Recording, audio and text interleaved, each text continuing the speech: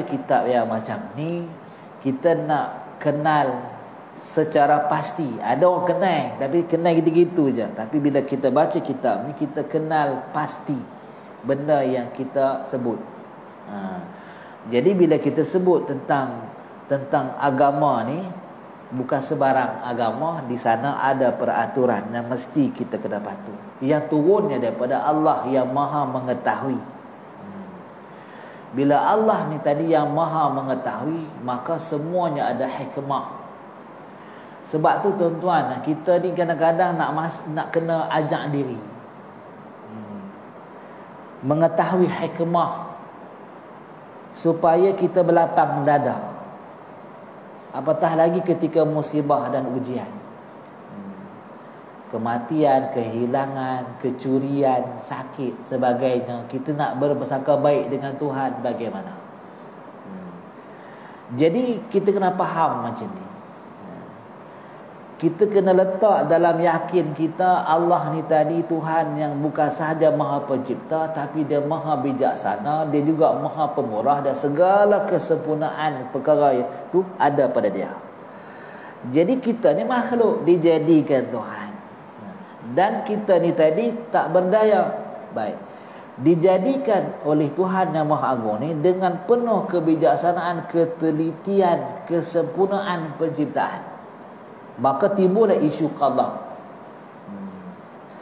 Isu qada.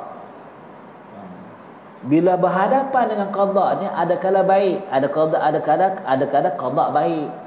Qada nikmat, kelahiran, pernikahan, dapat harta, kesihatan. Tapi ada kala qada buruk. Jaga qada buruk tu tak?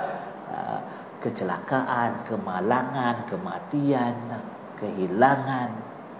Rukun yang keenam, percaya dengan qada qadar baik dan buruk datang daripada Allah yang kita akui maha sempurna.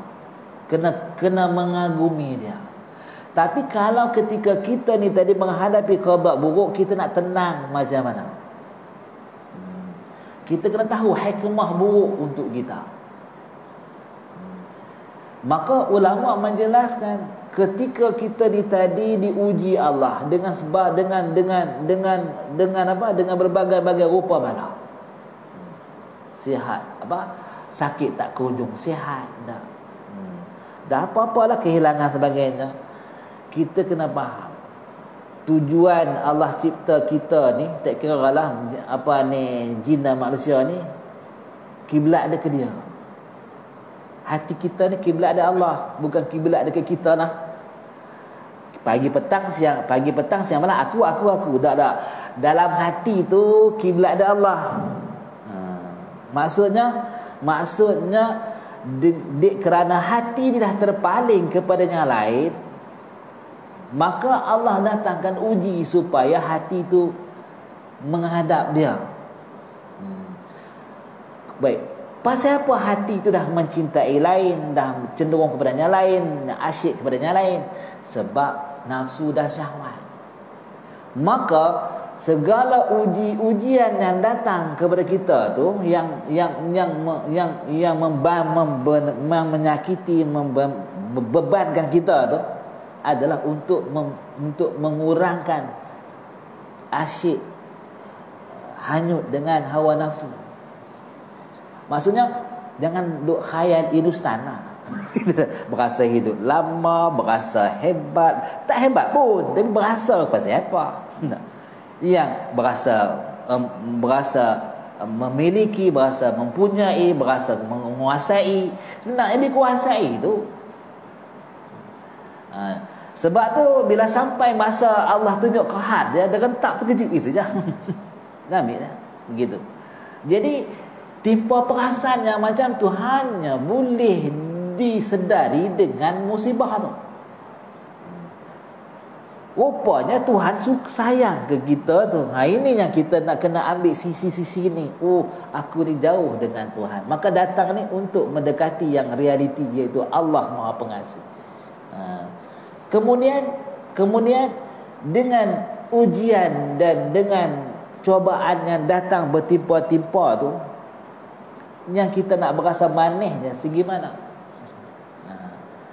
Dengan cara itulah Allah menipihkan hijab dosa di kita ni.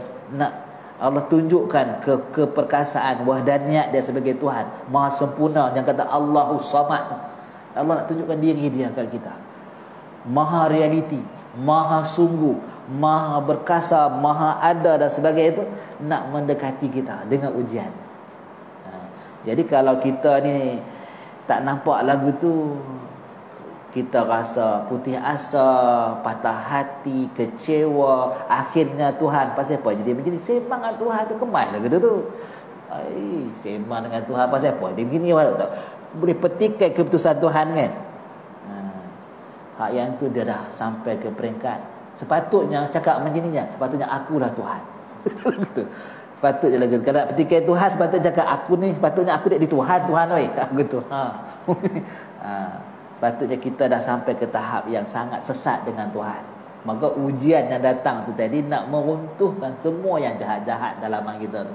Bila kita faham itu, rasa tenang, rasa terurus jiwa kita ni. Walaupun musibah yang datang tu tak selesai juga, tapi kata istilah berat mata mandang, berat lagi bahu memikul tu, berat lagi bahu memikul tu, kita tak alami hak tu.